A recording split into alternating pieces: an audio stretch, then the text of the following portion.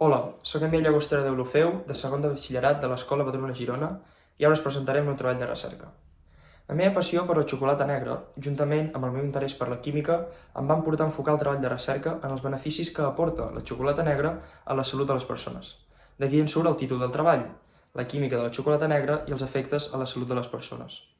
Per dur-lo a terme, vaig partir d'una investigació exhaustiva dels components del cacau, i vaig analitzar com aquest influeix en la salut física, la funció cognitiva i el benestar emocional de les persones gràcies a algunes de les seves propietats químiques.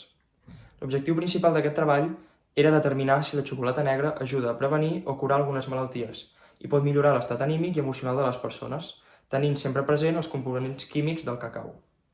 Per arribar a resoldre aquest objectiu, vaig fer una anàlisi exhaustiva del cacau com a element bàsic de la xocolata negra, o sigui, els seus components químics com els fenòlics i dels seus efectes nutricionals.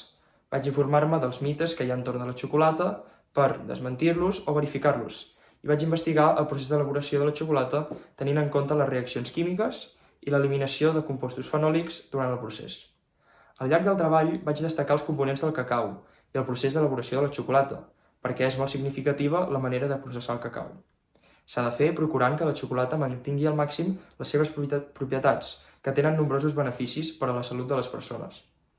En aquest sentit, hi ha estudis que demostren que la xocolata pot reduir la pressió arterial i estimular la vasodilatació, important per prevenir malalties del sistema cardiovascular i patologies relacionades amb la diabetis, l'obesitat, l'infart de miocardi i l'accident cerebrovascular.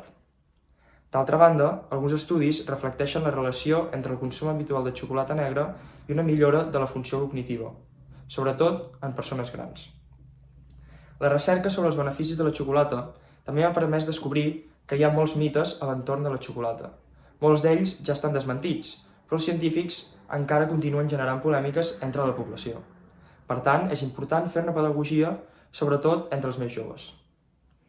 Per tant, després de l'anàlisi bibliogràfic i les aportacions dels especialistes entrevistats, puc confirmar que el consum de xocolata negra amb un elevat percentatge de cacau no presenta efectes negatius, si se'n menja en moderació, sinó, tot el contrari, pot ajudar a prevenir malalties importants físiques i psíquiques, gràcies al polifenol que conté, perquè són components químics amb propietats antioxidants.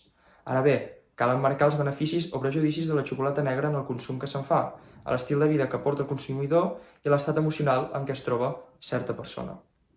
Certament, queden molts interrogants que ni els científics n'han trobat encara resposta, com quin és exactament el mecanisme d'acció de la xocolata, quins factors influeixen en els seus efectes, quin és el processat que permet mantenir al màxim el contingut dels polifenols, etc. Per tant, no dono per tancada la recerca sobre aquest tema. I ja per acabar, un consell. Procurem gaudir del seu gust perquè, sens dubte, la xocolata negra és per excel·lència el producte de la felicitat. Moltes gràcies.